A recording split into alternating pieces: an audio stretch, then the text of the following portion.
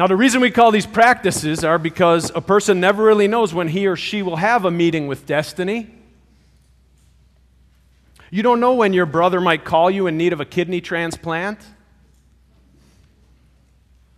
You don't know when you might receive a call asking you to take a new job, one that's going to stretch you to do more and be more than you've ever been in your life. You don't know when you might feel called to protest something that could cost you your career or your friends or your reputation. Such major moments are fraught with danger and uncertainty. Being prepared means we have the resources to navigate the terrain that we find ourselves in. Now, being prepared means that we're able to make the right decision and to stay true to our values even when it's not easy. Unfortunately, these practices cannot help us to escape having to walk through the valley of the shadow of death and despair, difficulty and depression, but they can help ensure that we won't get stuck there. As a minister, I never know when a call will come in. The phone rings. Joe's been in an accident. He's in the emergency room in St. Francis. He's losing a lot of blood. Can you come?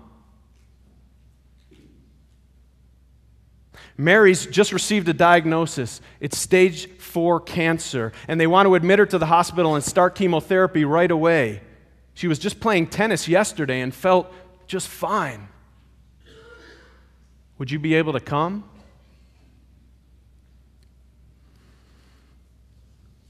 Hello, Marlin. Bob just had a heart attack. He's dead.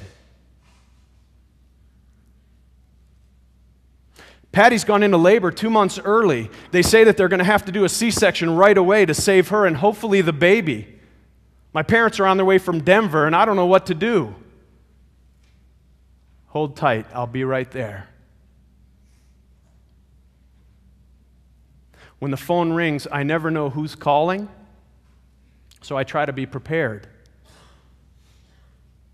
Of course, as a minister, I have a higher probability of getting such a call.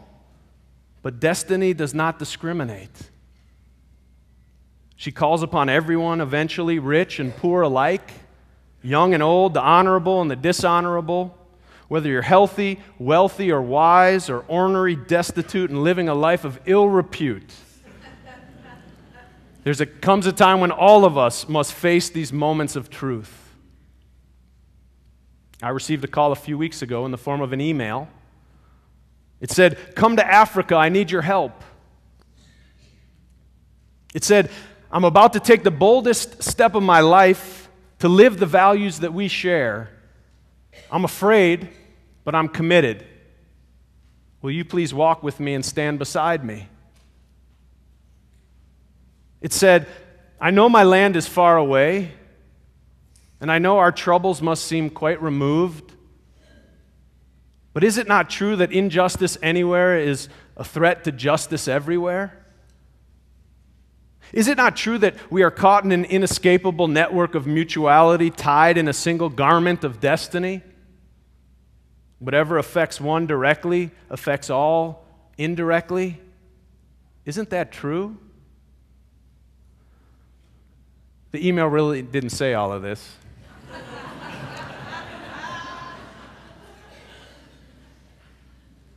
It just said, "Come to Africa.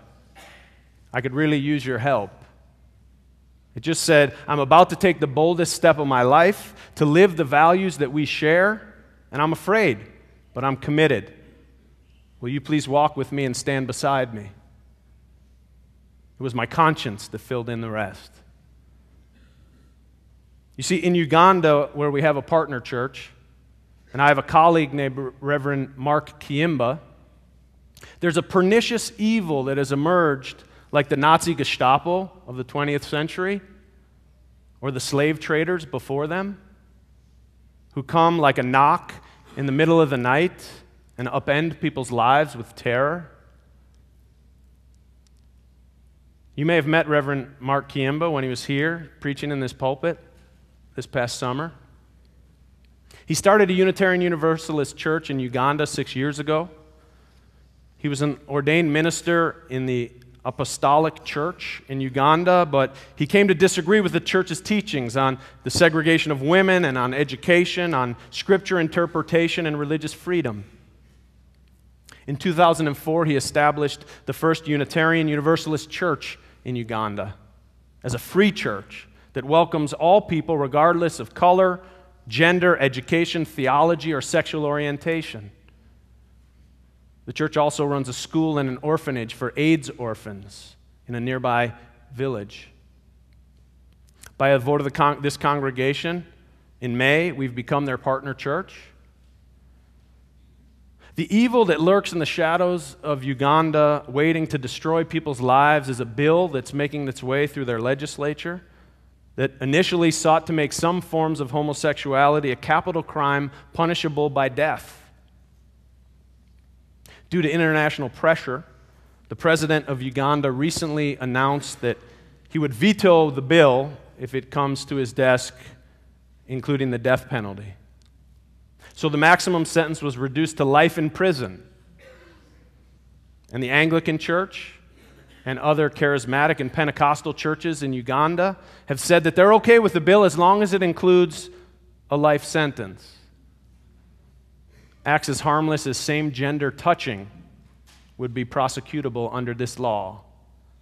And people who know others engaging in same-gender relationships have 24 hours to report it, or they can serve up to 3 to 7 years in prison themselves for not turning them in. Can you imagine if you had a brother or a son or a mother who you knew was in a same-gender relationship or who engaged in such behavior? You'd have to choose between turning them in, potentially for a life sentence, or possibly going to jail yourself for 3 to 7 years. It's horrifying. The bill would also make any organization or organizing or advocacy that supports gay and lesbian activities prosecutable as well. As we sit here, the churches and Christian radio stations in Uganda are promoting some kind of a 1,000,000-man march to the capital to get people to rally in favor of the bill. There are times in life when we have to take risks in order to live our values. Those moments often come by surprise, and they're often crossroads that cause us to reevaluate our central purpose and the meaning of our lives. At those moments, if we don't have ways to connect to our center and to find our courage, we may fail to be true to ourselves in those critical moments.